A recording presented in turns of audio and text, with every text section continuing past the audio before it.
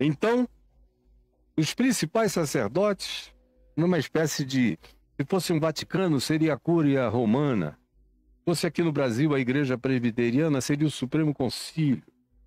Se fosse na Igreja Batista, seria a Convenção Batista Brasileira. Se fosse na Assembleia de Deus, se diria, então, se reuniram os principais pastores da Convenção Geral das Assembleias de Deus do Brasil. A mesma coisa com qualquer outra denominação, são os chamados manda-chuva. Se reuniram.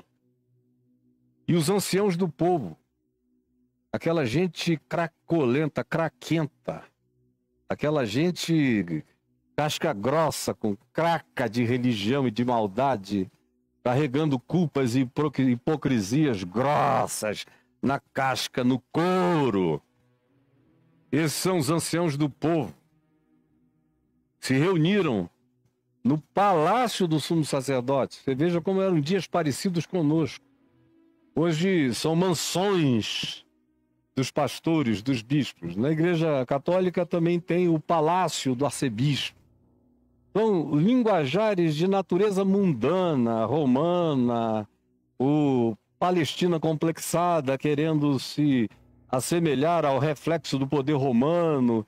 Ou seja, são entes palacianos, o negócio deles é o poder, é serem representantes do poder, amigos do poder, executores do poder, tanto faz, se tem que estar juntos com o poder desse mundo, do príncipe deste mundo. Então os principais sacerdotes e os anciãos do povo se reuniram no palácio da religião, no palácio do sumo sacerdote, religião que é palácio. Sumos sacerdotes, bispos, pastores, esses pseudo-apóstolos, eles querem palácio. É isso que eles querem, por isso eles não querem Jesus, que não tem onde reclinar a cabeça, que não fez promessa de riqueza, nem de palácio, nem de coisa alguma. Disse que era para a gente andar na nossa pureza e simplicidade. O pão nosso de cada dia nos basta hoje, todo dia, sabendo que a provisão nunca faltou nem faltará, nem para nós, nem para gente que tem coração solidário, socorrer os que precisam de socorro. Não faltará nem o pão meu, nem o pão nosso. Se reuniram no palácio do sumo sacerdote chamado Caifás, que adora ter o nome dele publicado. Nesse caso aqui, mal sabia ele que ele ficaria eternizado para a calamidade, que era um nome que batizaria a maldade. Caifás. E deliberaram, fiquem sabendo que não foi por acaso, foi deliberação, foi planejamento.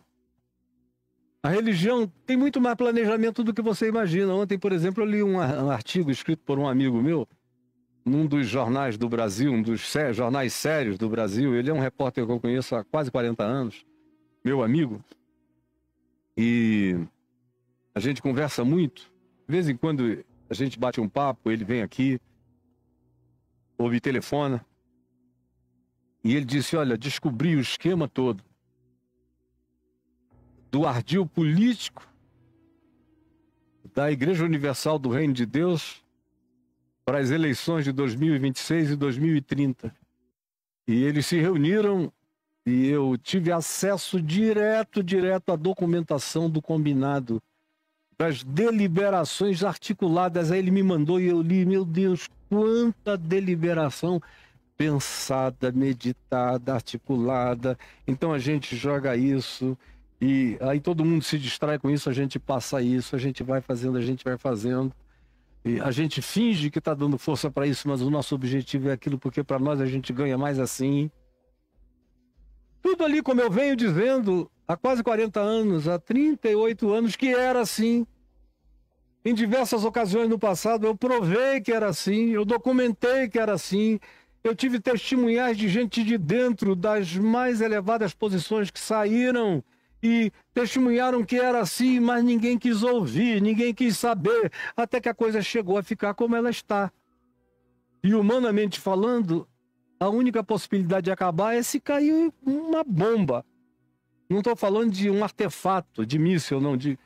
Estou falando de bombas psicológicas, sociológicas, espirituais, contingenciais, em cima de tudo aquilo ali, morte, destruição de todos os cabeças, para que aquela hidra de muitas cabeças morra. Aquela fabricante de entes empedrados, o que ela olha em pedra, igual uma hidra. Morra! Mas é tudo deliberado. Deliberação de prender a Jesus, como um deles já me disse, aqui nessa igreja é proibido pregar Jesus, a gente usa o nome lá na porta. Mas aqui dentro ninguém prega esse nome.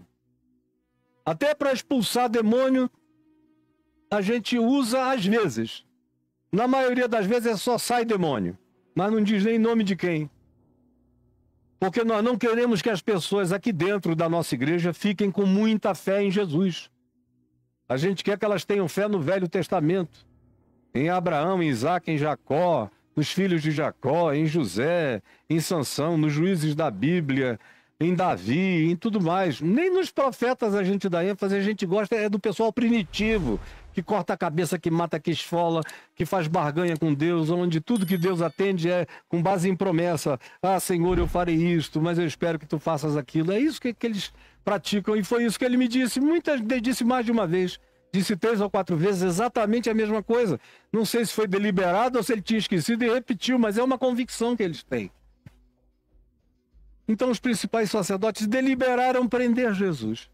Como eles, hoje em dia, deliberaram calar a voz do Evangelho.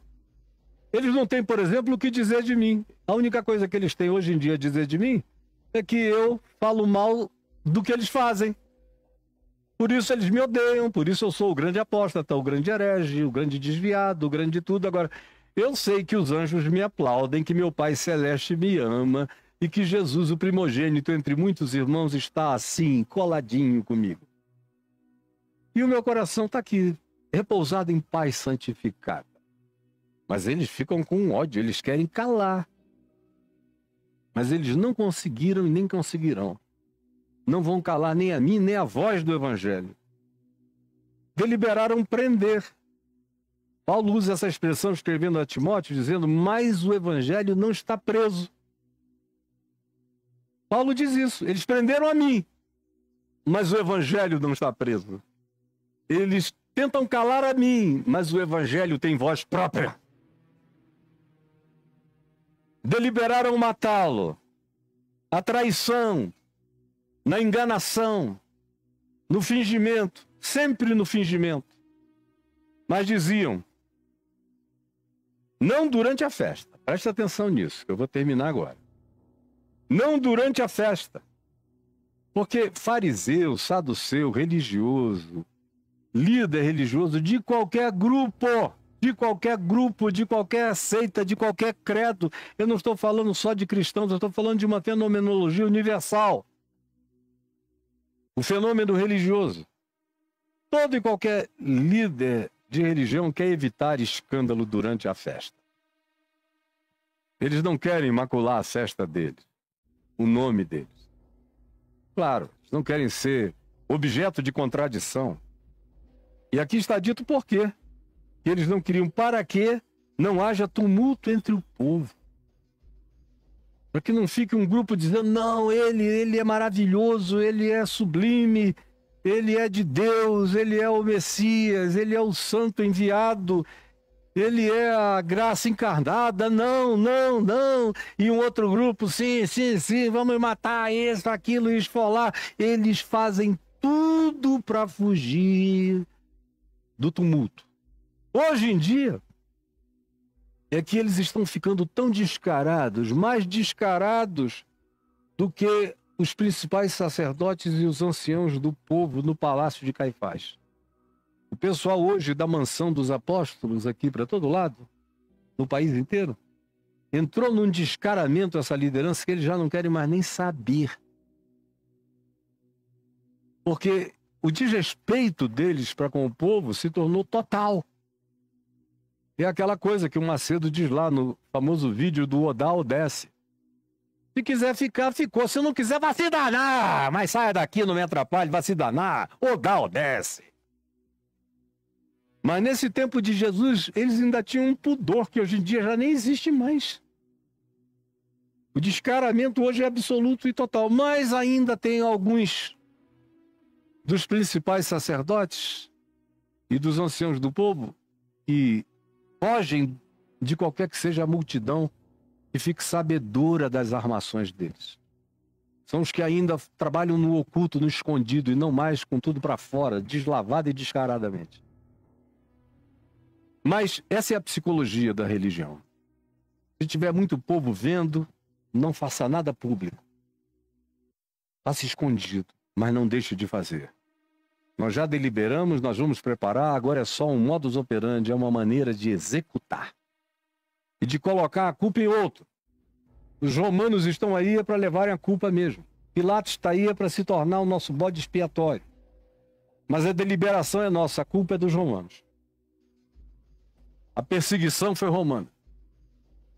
Porque crente também e líder de crente não sabe viver sem inventar uma perseguição. É por isso que o diabo é tão bem quisto. Porque não havendo perseguição nenhuma, tem sempre a do diabo. Presente em todas as coisas. Pobre diabo. E diz, pelo amor de Deus, assumam as responsabilidades de vocês. Pelo menos isso, eu faço um bocado de coisa, mas o que vocês estão fazendo, até eu ando escondendo a cara diante do deslavamento, da manifestação canalha de vocês, seus pseudo-filhos de Deus. Até o diabo declara isso. Amanhã eu vou continuar com você num texto muito lindo, ali do lado. Jesus sai do Monte das Oliveiras, fala essas coisas aos discípulos e vai para Betânia. Amanhã a gente vai encontrar com ele em Betânia. Senhor Jesus, eu te peço que o que foi dito aqui tenha trazido luz, consciência, graça, compreensão, entendimento e coragem de decisão ao coração de todo aquele que ouviu o evangelho da nossa redenção. É o que eu te peço, Senhor Jesus, em teu nome. Olha aqui, gente boa. Cadê Clarinha, Clarinha, Clarinha? Olha só.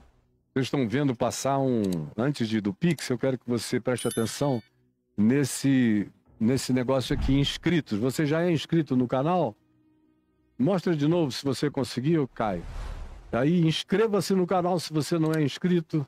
Por favor, além de se inscrever, toque o sininho para avisar você quando a gente posta ou entra no ar aqui no YouTube. E dê o seu like, porque essa é a única linguagem que o algoritmo entende. É essa linguagem do like, da inscrição, da sua participação. Faça isso. E aí o nosso vídeo é colocado mais para frente, se torna mais disponível para quem quer que seja. Tá bom?